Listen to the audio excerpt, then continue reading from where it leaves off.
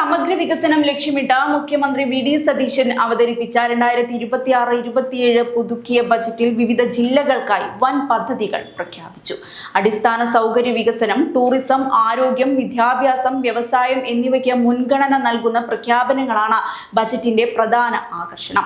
തിരുവനന്തപുരത്തെ knowledge and space technology ഹബ്ബായി വികസിപ്പിക്കുവാനും വിഴിഞ്ഞം തുറമുഖത്തെ രാജ്യത്തെ ആദ്യ ഗ്രീൻ ബാങ്കറിംഗ് കേന്ദ്രമാക്കി ഉയർത്താനും ബജറ്റിൽ പ്രഖ്യാപിച്ചിട്ടുണ്ട്.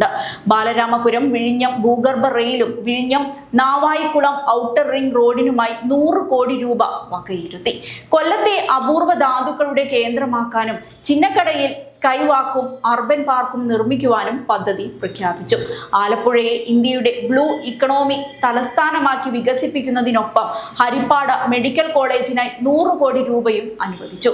എറണാകുളത്ത് JC ഡാനിയൽ ഇന്റർനാഷണൽ ഫിലിം സിറ്റിക്കായി 100 കോടി രൂപയും കൊച്ചി, ആലുവ, പെരുമ്പാവൂർ മേഖലയെ ഗ്ലോബൽ ഫർണിച്ചർ ഹബ് ആക്കുന്നതിനുള്ള പദ്ധതിയും പ്രഖ്യാപിച്ചിട്ടുണ്ട്.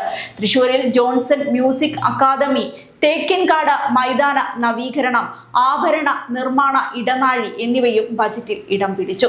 കോഴിക്കോട് MT വാസുദേവൻ നായർ കൾച്ചറൽ പാർക്കിനായി 50 കോടി രൂപയും ലൈറ്റ് മെട്രോ പദ്ധതിയും പ്രഖ്യാപിച്ചപ്പോൾ മലപ്പുറത്ത് ക്യാൻസർ സെന്ററിനും സൂപ്പർ സ്പെഷ്യാലിറ്റി ആശുപത്രിക്കുമായി പ്രത്യേക തുക വകയിരുത്തി.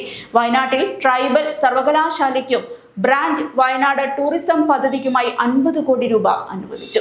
കാസർഗോഡ്, ഇടുക്കി, പാലക്കാട്, പത്തനംതിട്ട, കോട്ടയം, കണ്ണൂർ ജില്ലകളിലും മെഡിക്കൽ കോളേജ് വികസനം, സിവിൽ സ്റ്റേഷനുകൾ, കോടതി സമുച്ചയങ്ങൾ, റോഡുകൾ, തുറമുഖ വികസനം തുടങ്ങിയ പദ്ധതികൾ പ്രഖ്യാപിച്ചിട്ടുണ്ട്.